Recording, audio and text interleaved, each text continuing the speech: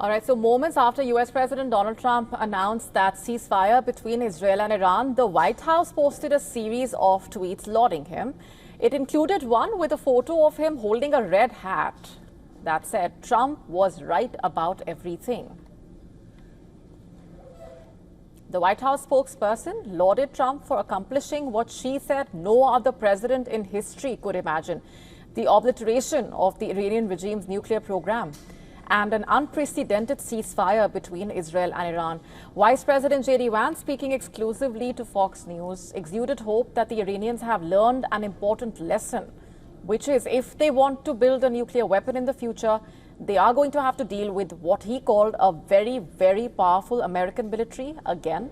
Vance said he thinks that will dissuade them from doing so.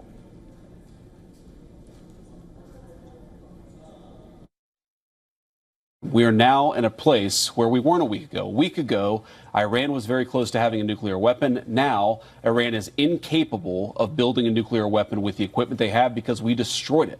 So that's a very, very big thing. House Speaker Mike Johnson called the ceasefire a remarkable achievement, adding that Trump deserves all credit for it.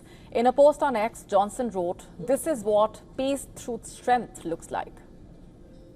The Defense Secretary also reshared the president's post with the caption, "Trump delivers again." He also called it peace through strength.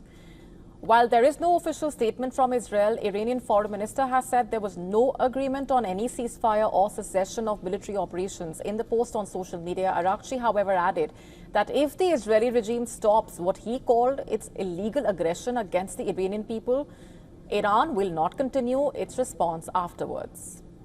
As outlined by Trump, the ceasefire would be a phased 24-hour process that is supposed to have begun at around 400 GMT, with Iran unilaterally halting all operations. Israel would follow suit 12 hours later.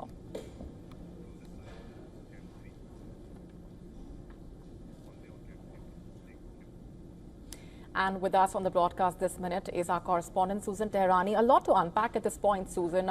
We have been tracking those reactions coming in from the United States. Help us understand what we expect over the next few hours, significantly with the U.S. President's statement coming in on the situation between the two sides.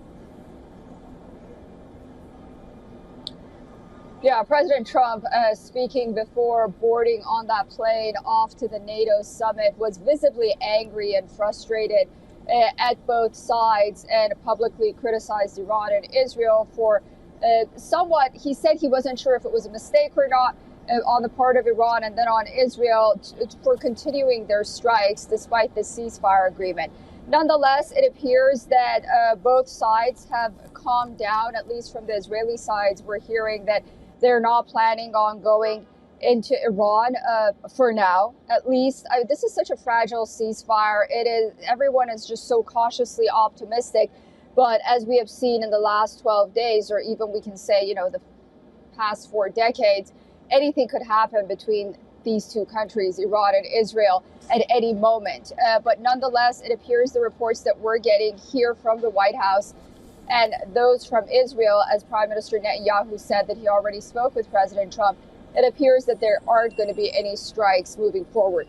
What's going to happen now, of course, what's going to be important is not only President Trump landing for the NATO summit, and we'll see, how the international community reacts to all of this, but also the damage assessment coming from the Iranian sides now. Right, we're leaving it there for the moment, Susan. Of course, coming back to you for more later.